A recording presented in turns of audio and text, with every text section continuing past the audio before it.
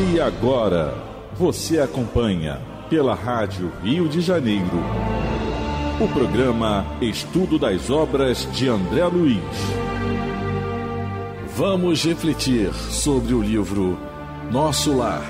Produção e apresentação, Tereza Cristina e Marco Antônio. Olá, caros ouvintes da Rádio Rio de Janeiro. Estamos novamente ligados para estudar o livro Nosso Lar, da psicografia de Francisco Cândido Xavier, pelo espírito André Luiz.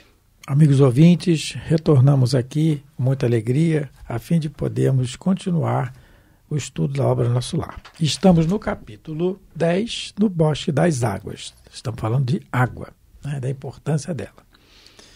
No capítulo anterior foi a comida e agora é a água, né, Tereza? Matamos a fome e agora a sede.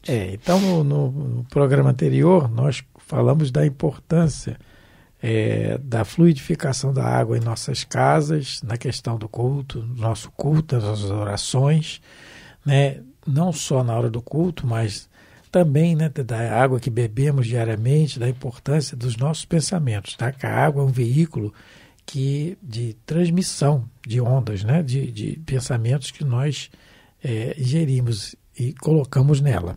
Então, da responsabilidade nossa enquanto pensarmos no bem. Né? E esse veículo que é usado pelos espíritos para colocar certas medicações para nos aliviarem, né, as dores. E do Ministério da União Divina, que é o responsável por cuidar e tratar da água da colônia, dada a importância dessa substância para a vida da colônia. Então nós estamos... Ai, meu Deus. 20º parágrafo. 20º parágrafo. 8ª linha. 8ª linha, vamos lá. O parágrafo começa: na terra quase ninguém. Ele começa aí, mas nós vamos ler mais abaixo. Ele continua, o Lísias continua explicando ao André Luiz. Conhecendo-a mais intimamente, sabemos que a água é veículo dos mais poderosos para os fluidos de qualquer natureza. Então, ela é facilmente manipulada para os princípios para o que ela vai ser usada, né? Então, fluidos mais poderosos de qualquer natureza. Então, a responsabilidade de cuidar dela do Ministério da União Divina diz da grande importância dela para os habitantes da colônia na questão da alimentação e da medicação também. Porque é o que ele está dizendo aqui. É veículo para fluidos de qualquer natureza. É fácil os espíritos manipularem a água para os fins a que pretendem, não é? Eu me lembrei, Marco, quando ele fala que é um veículo que carrega os fluidos, os bons e os maus, no livro Obreiros da Vida Eterna, no capítulo 16, a gente vai ver o tratamento que é fornecido o nome do espírito, eu esqueci, que está desencarnando, o Fábio. O Fábio, porque no livro Obreiros da Vida Eterna é um livro que vai relatar, dentre outras coisas, 4 tipos de desencarnação diferentes umas das outras, nos dando o exemplo de uma desencarnação amparada, porque tem vários tipos de desencarnação e tem até aquelas que não têm amparo nenhum dos benfeitores, porque a pessoa se distanciou tanto de Deus que acabou angariando outro tipo de amparo, que aí a gente não chama de amparo, a gente chama de obsessão. Existem pessoas que, quando desencarnam, elas vão ser recebidas pelos espíritos inferiores que elas se ligaram o tempo todo enquanto estavam encarnadas. Mas, no livro Obreiros da Vida Eterna, o André Luiz vai mostrar 4 desencarnações que elas foram assistidas por benfeitores. E uma dessas desencarnações é a do Fábio. É um rapaz que está com tuberculose, ele é um pai de família, ele tem filhos e ele adquiriu tuberculose no trabalho e ele está desencarnando. E é interessante que a gente vai ler, porque é muito interessante como os espíritos colocam a retirada dos fluidos perniciosos que estão circulando no corpo do Fábio. Então, eles dizem assim: as substâncias retidas na parede da pele serão absorvidas pela água magnetizada do banho a ser usado em breves minutos. Então, o que os espíritos fizeram? Deram passe no Fábio, pegando aqueles fluidos deletérios, aqueles fluidos perniciosos, e colocaram para a superfície da pele, para que quando ele tomasse banho, aquele banho que estava já magnetizado pelos benfeitores pudesse puxar aqueles fluidos ruins que estavam no corpo dele por conta da tuberculose. Olha como é interessante. E aí eles continuam. Efetivamente, atendendo à influenciação dos amigos espirituais que lhe davam intuições indiretamente, Fábio dirigiu-se à esposa expressando o desejo de tomar um banho morno, no que foi atendido em reduzidos instantes. Jerônimo e Aristeu, Jerônimo é o mentor do André Luiz nesse livro, eles ministraram a água pura, certos agentes de absorção, e amparam a delicada senhora, que por sua vez auxiliou o marido a banhar-se, como se estivesse satisfazendo o desejo de uma criança. Notei admirado que a operação se fizera acompanhar de salutaríssimos efeitos, surpreendendo-me mais uma vez ante a capacidade absorvente da água comum. Então, olha só a importância de um banho na nossa vida. É por isso que às vezes quando a gente está muito cansado, a gente fala assim: ai, vou tomar um banho, né? E se a gente na hora desse banho orasse, a gente ia conseguir se limpar não só da sujeira material, mas, entre aspas, da nossa sujeira mental que a gente acumulou durante o dia. Porque os espíritos, eles tentam nos ajudar de todas as maneiras, não só, né, na casa espírita, mas também dentro da nossa casa. Então, o André Luiz está mostrando um caso de que a água vai lavar os vibriões mentais, no caso, né, desse rapaz que está atacado pela tuberculose, os vibriões, né, não mentais produzidos por ele, mas os vibriões, né, do bacilo, não é, da tuberculose. Então, ele vai tomar um banho e ele vai sair aliviado. Disso que você deu exemplo. Agora vamos dar a explicação de Kardec em cima do exemplo que você deu. Que eu dei não, que o André Luiz deu. Aliás, que você falou... que eu repeti. Que repetiu, né? Nós já falamos aqui que nós somos papagaios de pirata. A única coisa que eu falei é que é bom fazer prece na hora do banho. Mas é claro, com tomar certeza, um banho e mentalizar os bons espíritos, magnetizando a água. Principalmente se for banho frio, hein, gente? Que aí faz prece mesmo. Aí o obsessor vai embora. Vai embora. Isso aí, ó. Gosta de tomar banho opinião frio, nossa, tá? Não está escrito em lugar nenhum. Isso é brincadeira. Mas banho frio espanta o obsessor, porque ele não aguenta. Nem a Vamos lá. Aguenta. Então, no livro dos Médiuns, Allan Kardec, na segunda parte do livro dos Médiuns, no capítulo 8, no item 130 e 131, ele diz assim: uma vez que o espírito pode exercer uma ação tão poderosa sobre a matéria elementar, utilizando apenas a sua vontade, compreende-se que ele possa não apenas formar substâncias, mas também modificar-lhes as propriedades, usando como elemento reativo a própria vontade. Aí ele continua. Esta teoria, no item 131, esta teoria nos dá a solução de um fato bem conhecido do magnetismo. Kardec, antes de ter contato com os espíritos, com a realidade do plano espiritual, ele era magnetizador, né? Ele continua, mas inexplicado até hoje, o da mudança das propriedades da água através da vontade. Da vontade. O espírito agente é o do magnetizador, na maioria das vezes assistido por um espírito estranho. Ele opera uma transformação com o auxílio do fluido magnético, que, como já foi dito, é a substância que mais se aproxima da matéria cósmica ou elemento universal, né? Então, tudo aquilo que nós já tínhamos lido no programa anterior sobre a questão do reservatório da colônia, nosso lar, dos rios e tal, é tudo matéria cósmica e do elemento universal, fluido cósmico universal. Aí, só para terminar, para fechar o raciocínio, Kardec continua.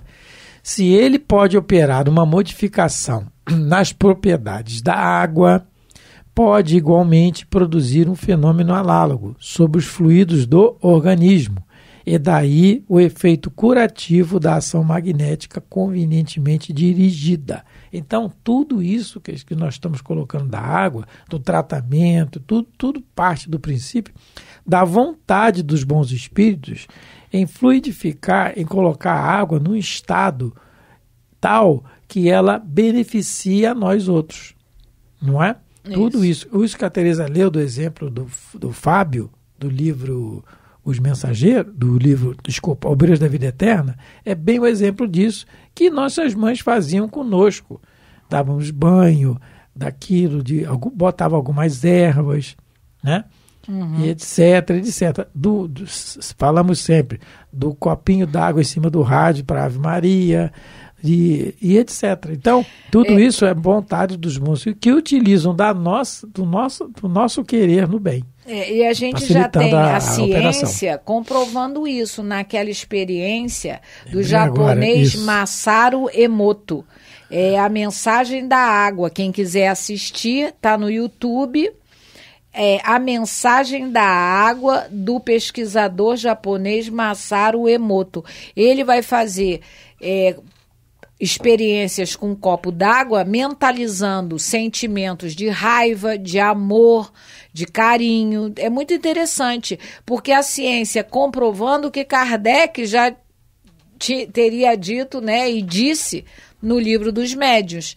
E como o André Luiz está repetindo, que a água ela é um veículo dos mais poderosos para a questão dos fluidos, para carreamento dos fluidos, sejam eles bons ou maus, porque esse japonês, ele vê que a estrutura do átomo da água se modifica com o pensamento ruim, com o pensamento de raiva, e ele fica com uma outra forma quando o pensamento é positivo. Então, repetindo, não é que a gente faça oração quando vá tomar banho, repetindo, quem quiser se interagir mais desse assunto, Obreiros da Vida Eterna, capítulo 16. E que dirá beber.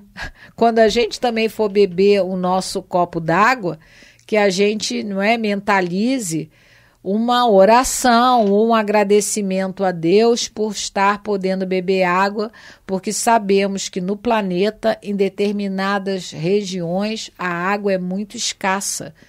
E quando a encontram, é aquela água lodosa, aquela água com areia, com terra. Então, só por esse fato, a gente já deveria ser muito grato a Deus de podermos abrir as nossas torneiras e beber água, utilizar água, tomar um banho, não é? Kardec coloca também, Teresa, na questão das curas, né? A gente pode botar um exemplo na questão das curas, que está no capítulo 14 da Gênese, os milagres segundo o Espiritismo.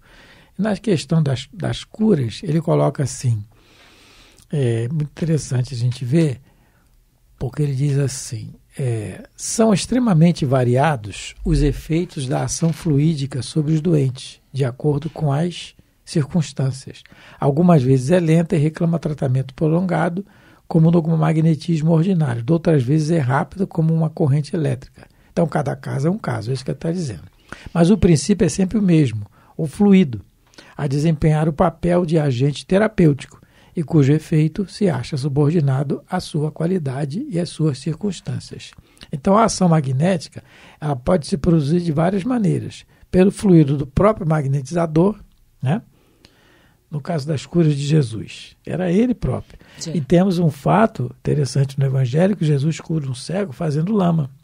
Saliva com a terra. Exatamente, com a terra, né? Água, né? Que também tem, a terra também tem propriedade. Tem propriedade, mas ele sabia manipular muito bem. Sim. Então, ele passa nos olhos e cura o cego, não é? Então, essa questão dos fluidos, é só nós analisarmos com boa vontade sempre, porque isso está retratado em várias partes do Evangelho. A questão da água, principalmente. Sim. Então, continuando aqui, o ponto, Tereza, por favor. Parágrafo 20º, nós estamos na 11ª linha. Há repartições, começando aí. Tá. Há repartições no Ministério do Auxílio absolutamente consagradas à manipulação de água pura, com certos princípios suscetíveis de serem captados na luz do sol e no magnetismo espiritual. O que é isso? Então, a gente não sabe como é isso. Porque se eles não disserem que princípios que vêm da luz do sol, a nossa ciência, então, sabe mesmo. E se os espíritos não disserem que princípios são esses, mas a gente, pelo relato do André Luiz, do Lísias, né, através do André Luiz, a gente está vendo que a radiação solar, ela não é só maléfica, como a indústria farmacêutica quer impor para todos os consumidores. Ela é benéfica.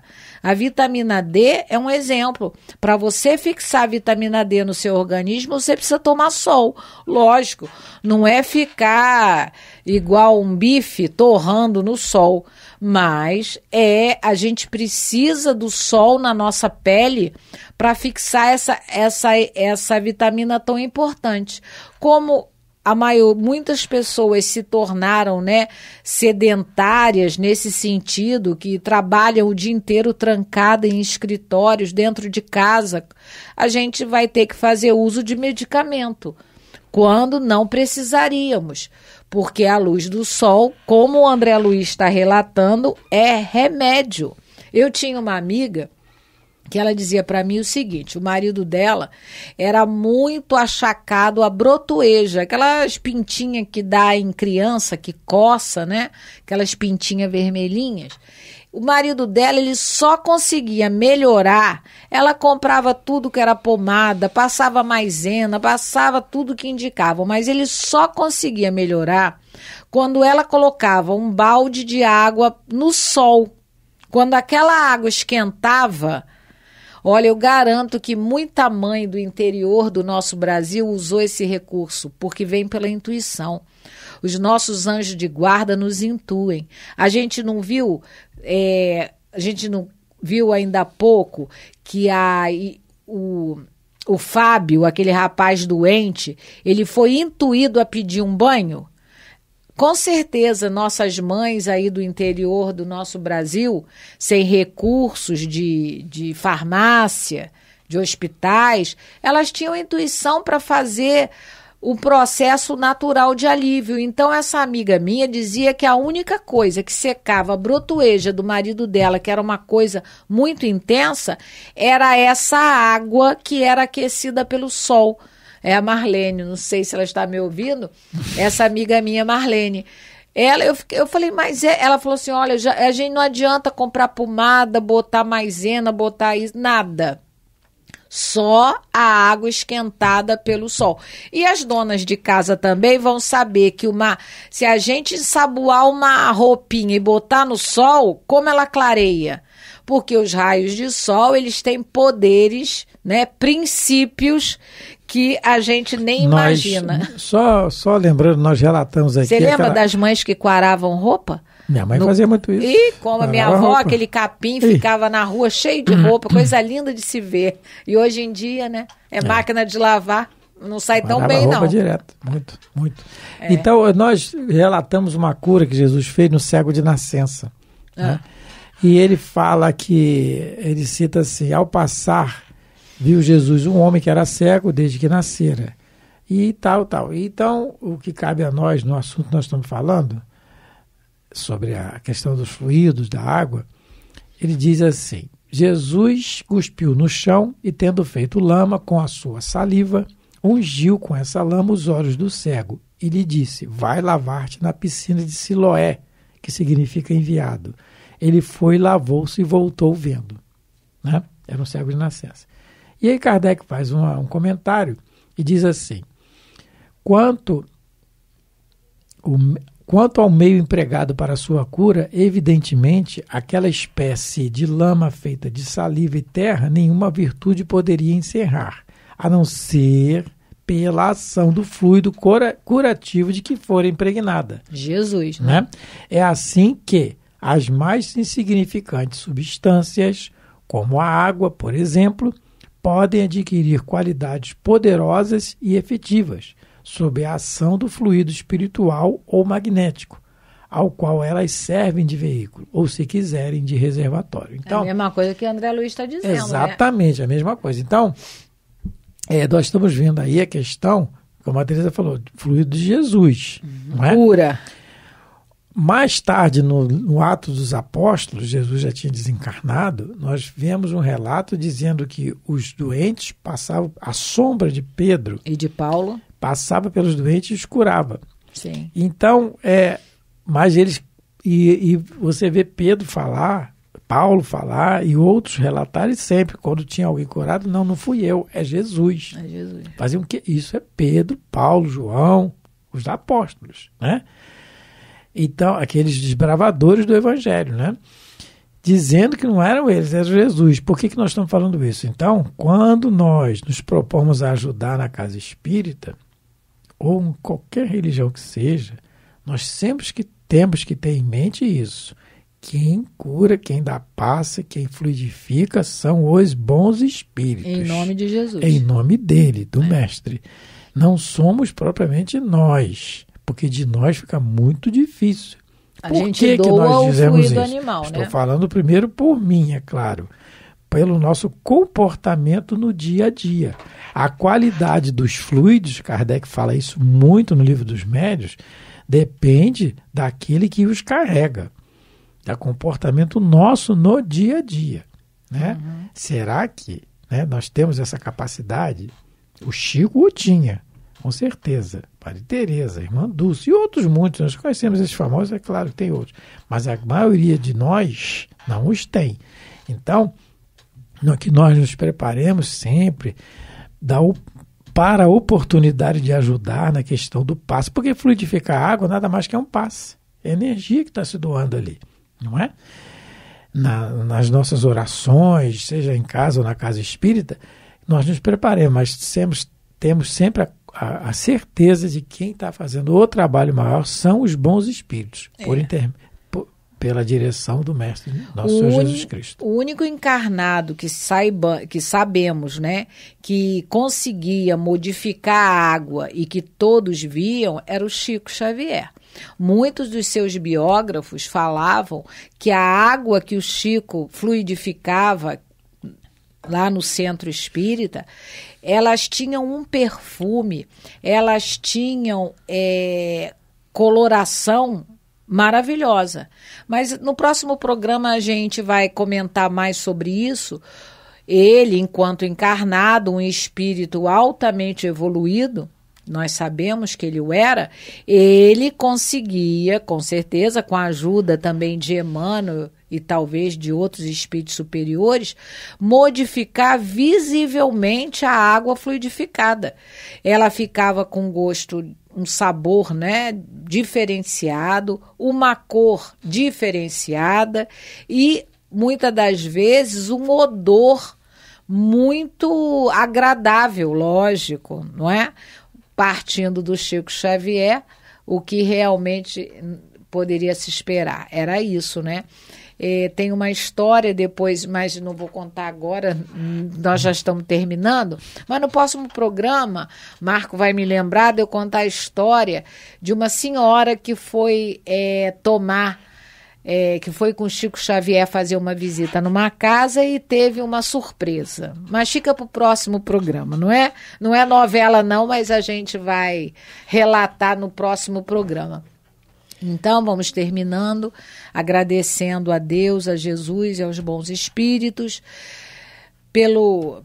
por essa tarefa que humildemente a gente tenta desenvolver aqui na Rádio Rio de Janeiro. Muita paz a todos. Muito obrigado a todos. Fiquem com Deus. A Rádio Rio de Janeiro apresentou o programa Estudo das Obras de André Luiz. Produção e apresentação, Tereza Cristina e Marco Antônio.